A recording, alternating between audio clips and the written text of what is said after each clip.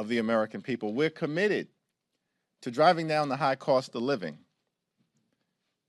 And we do not, under any circumstances, love the inflation that Donald Trump and Republicans have visited on the American people. Questions? Wonderful.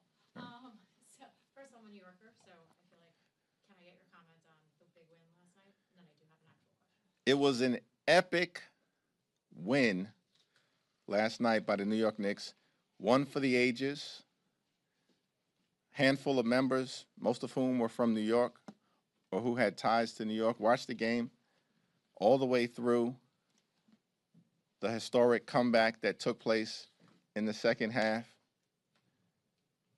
I do think the beginning of the comeback began when the Wu-Tang Clan performed at halftime and changed the trajectory of what had occurred in that first half.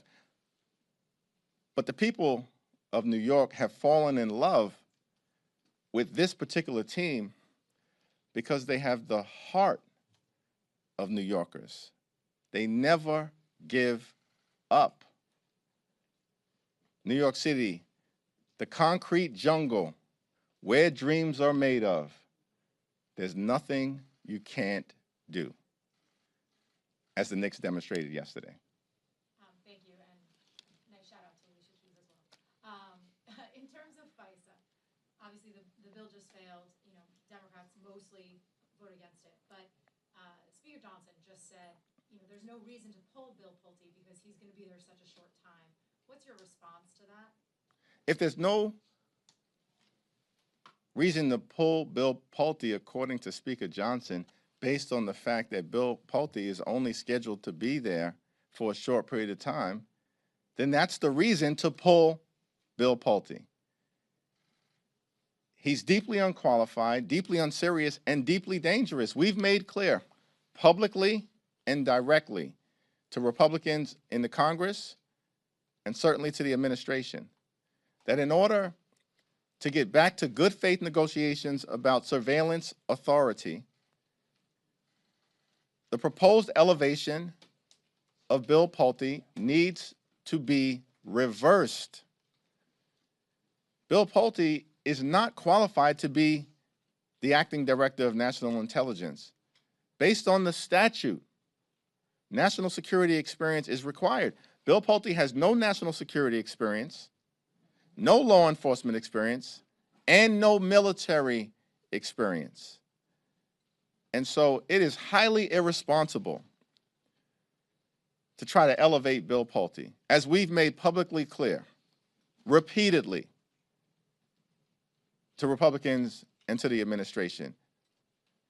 Earlier today, it was a show vote that House Republican leadership brought to the floor today because they knew the bill would go down in flames. House Republicans, 19 of them voted against the temporary extension of surveillance authority in the absence of meaningful reforms to protect the privacy and civil liberties of the American people. There is bipartisan opposition to temporarily extending surveillance authority and putting it in the hands of Donald Trump, Kash Patel, and Bill Pulte.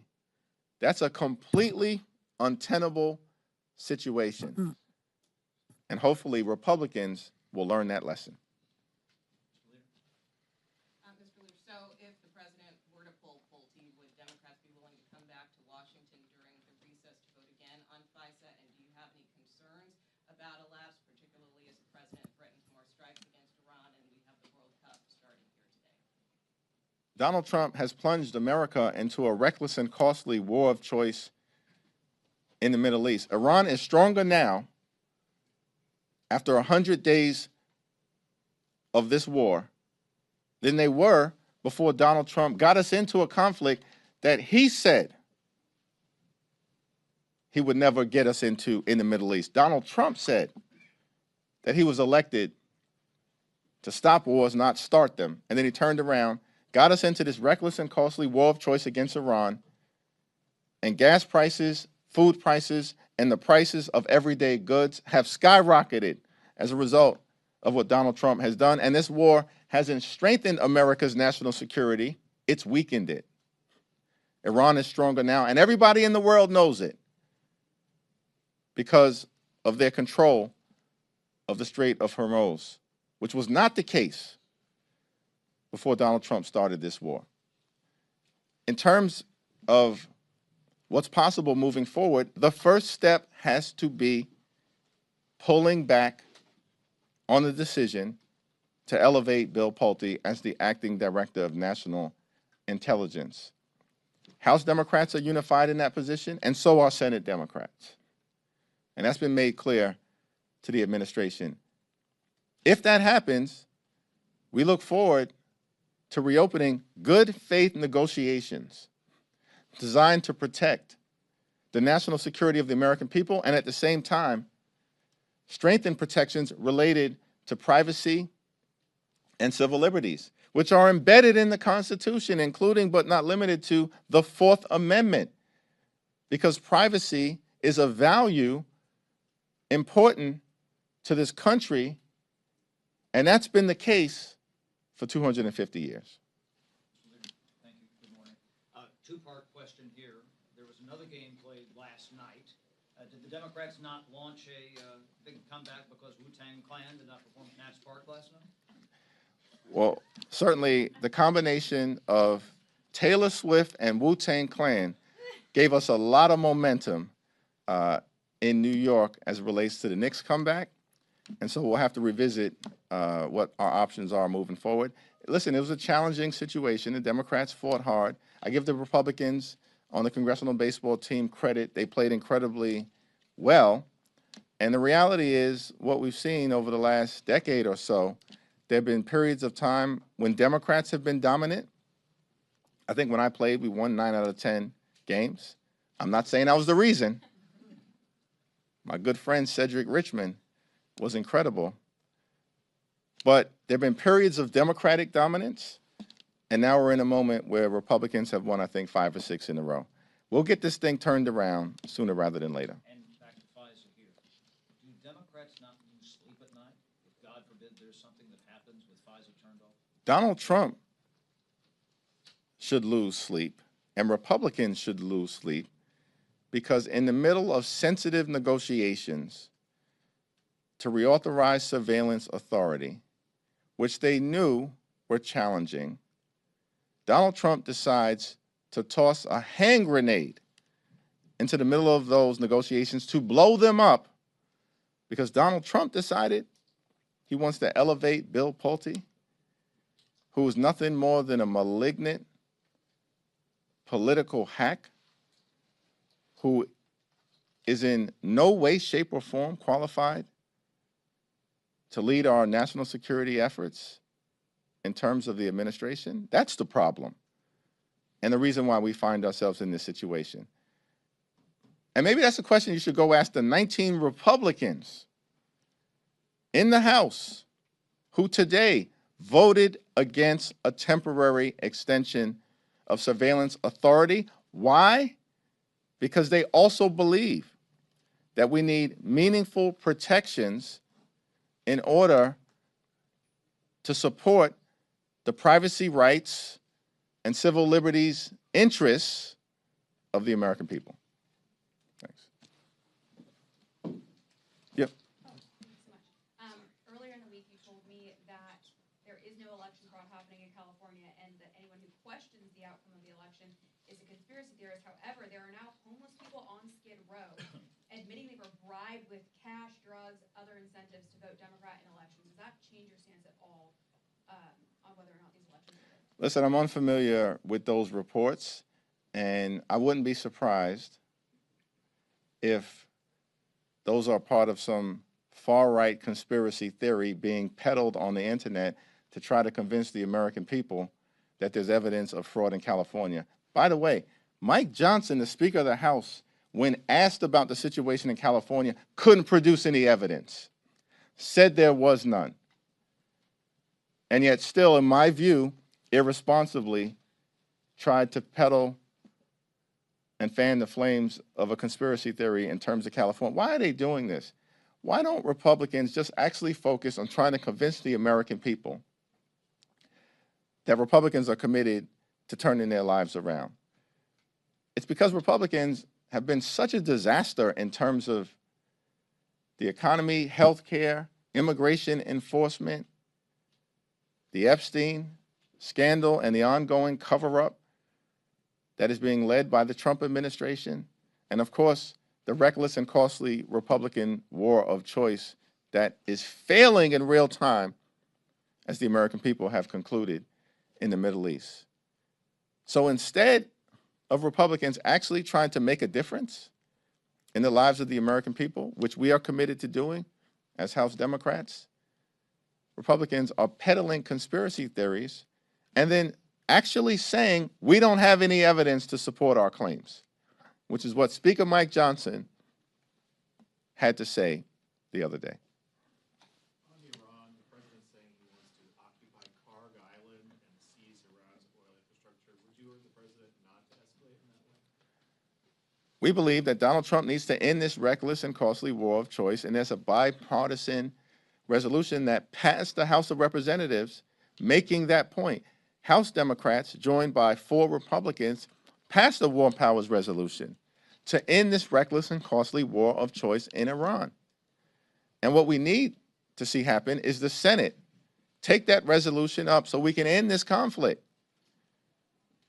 and focus on actually trying to make life better for the American people. The last thing the country needs right now is for Donald Trump to put boots on the ground in the Middle East. That's the last thing that we need.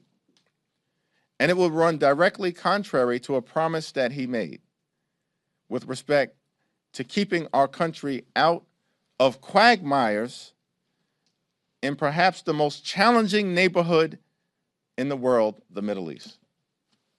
Thank you, Mr. Leader. As we get close to America 250, I'm curious, how do you and House Democrats celebrate America while warning, as you all often have done, so that democracy is under threat? How do you reconcile those two as we get closer to America? The America 250 celebration, it's not about one man. It's not about the current occupant of the White House. It's about the country, our journey, and the American people. And House Democrats are looking forward to holding America 250 events all across the country. Many have already done so. So we can celebrate the journey of the last 250 years. The framers didn't give us a perfect country, but they gave us a march toward a more perfect union. And our responsibility will continue to be year after year, decade after decade, century into century, to continue that long, majestic march toward making this country the best version of herself. And that's something to celebrate. I'm looking forward, as part of that journey in this moment, to celebrating the opening of President Obama's library on the south side of Chicago. That is just another data point in what the majesty of the American journey has been, while we will still be clear-eyed in recognizing the challenges that we have at this moment in time based on the extremism that Donald Trump and MAGA Republicans are unleashing on the American people. Thank you, Mr. Leader. Back on FISA real quick.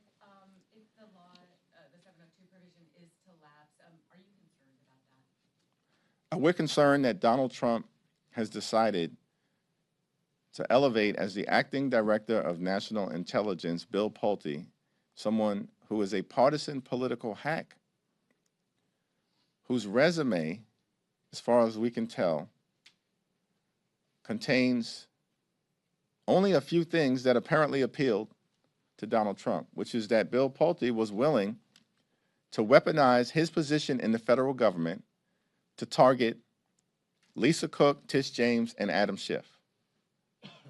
Those efforts are all falling apart because they were baseless political attacks. But it is a window into this administration's thinking about national security and the sensitivity of a position like the acting director of national intelligence, that you would think that you could put Bill Pulte forward and the country wouldn't react adversely to it.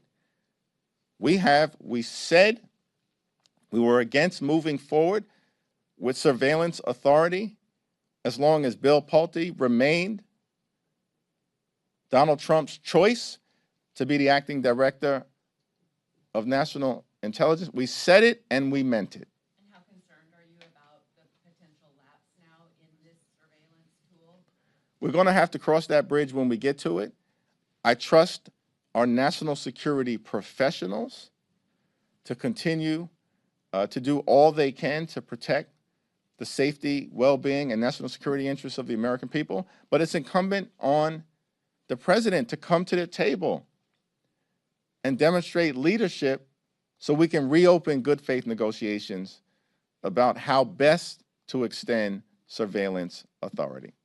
Thank you, everyone.